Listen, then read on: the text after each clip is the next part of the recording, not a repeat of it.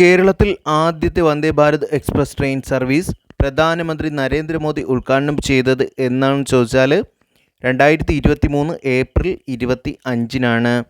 അപ്പോൾ കേരളത്തിലെ ആദ്യത്തെ വന്ദേ ഭാരത് ട്രെയിൻ എക്സ്പ്രസ് പ്രധാനമന്ത്രി ഔദ്യോഗികമായിട്ട് ഉദ്ഘാടനം ചെയ്തത് 2023 ഏപ്രിൽ 25-നാണ്. കേരളത്തിൽ Vande Bharat express train service നടത്തുന്ന റൂട്ടാണ് ട്രിവാൻഡ്രം ടു കാസർഗോഡ്. വന്ദേ ഭാരത് എക്സ്പ്രസ് ട്രെയിനിൻ്റെ പുതിയ ലോഗോയാണ് കുതിച്ചു ചാടുന്ന ചീറ്റ. അപ്പോൾ വന്ദേ ഭാരത് എക്സ്പ്രസ് ട്രെയിനിൻ്റെ പുതിയ ലോഗോയാണ് കുതിച്ചു ചാടുന്ന ചീറ്റ.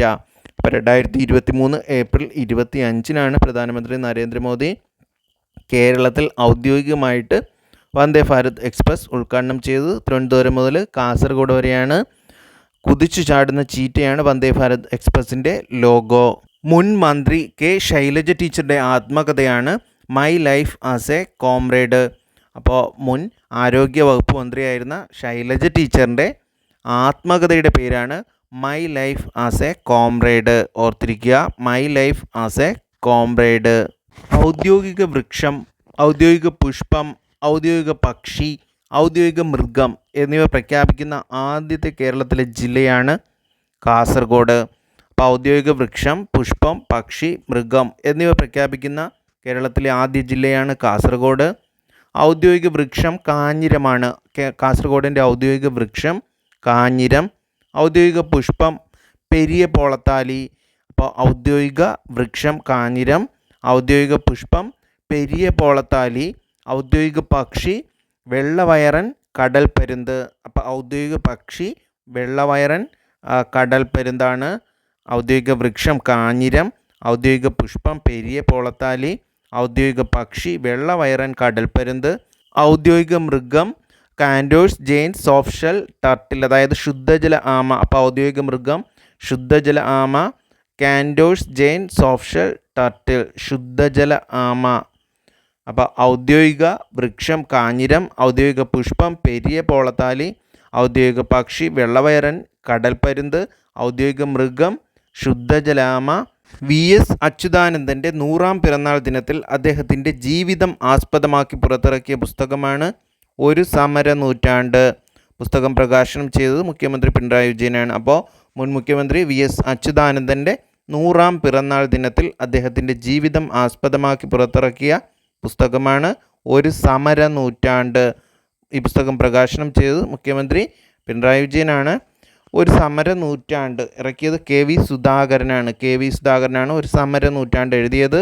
ഇത് VS അച്യുതാനന്ദൻ്റെ 100-ാം പിറന്നാൾ ദിനത്തിൽ അദ്ദേഹത്തിൻ്റെ ജീവിതം ആസ്പദമാക്കി പുറത്തിറക്കിയ പുസ്തകമാണ്. പ്രകാശനം ചെയ്തത് മുഖ്യമന്ത്രി പിണറായി വിജയനാണ്.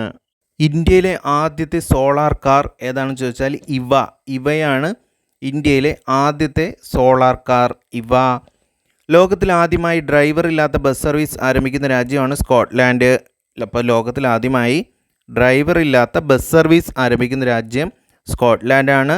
ഇന്ത്യയിലെ ആദ്യത്തെ സോളാർ കാർ ഇവയാണ് ഇവ. 2023 മെയ്യിൽ സമുദ്രശക്തി 23 എന്ന പേരിൽ നാവികാഭ്യാസം നടന്നത് ഏതൊക്കെ രാജ്യങ്ങൾ തമ്മിലാണെന്ന് ചോദിച്ചാൽ ഇന്ത്യയും ഇന്തോനേഷ്യയും തമ്മിലാണ്. 2023 മെയ്യിൽ സമുദ്രശക്തി 23 എന്ന പേരിൽ നാവിക അഭ്യാസം നടന്നത് ഏതൊക്കെ രാജ്യങ്ങൾ തമ്മിലാണെന്ന് ചോദിച്ചാൽ ഇന്ത്യയും ഇന്തോനേഷ്യയും ആയിട്ടാണ്.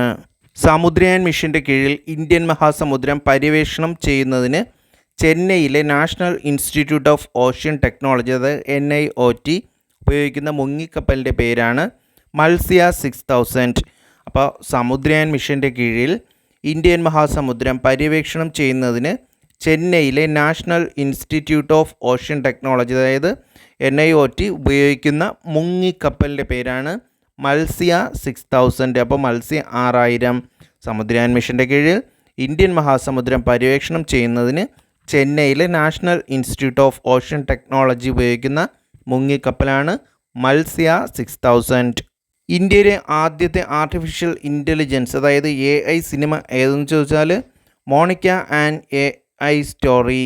അപ്പോൾ ഇന്ത്യയിലെ ആദ്യത്തെ ആർട്ടിഫിഷ്യൽ ഇൻ്റലിജൻസ് സിനിമയാണ് മോണിക്ക ആൻഡ് AI സ്റ്റോറി. ബഹിരാകാശത്തെത്തിയ ആദ്യത്തെ അറബ് വനിതയാണ് റയാന അൽ ബർനാവി. സൗദി അറേബ്യക്കാരിയായ റയാന അൽ ബർനാവിയാണ്. ബഹിരാകാശത്തെത്തിയ ആദ്യത്തെ അറബ് വനിത. അപ്പോൾ ബഹിരാകാശത്തെത്തിയ ആദ്യത്തെ അറബ് വനിത റയാന അൽ ബർനാവി, സൗദി അറേബ്യയാണ്.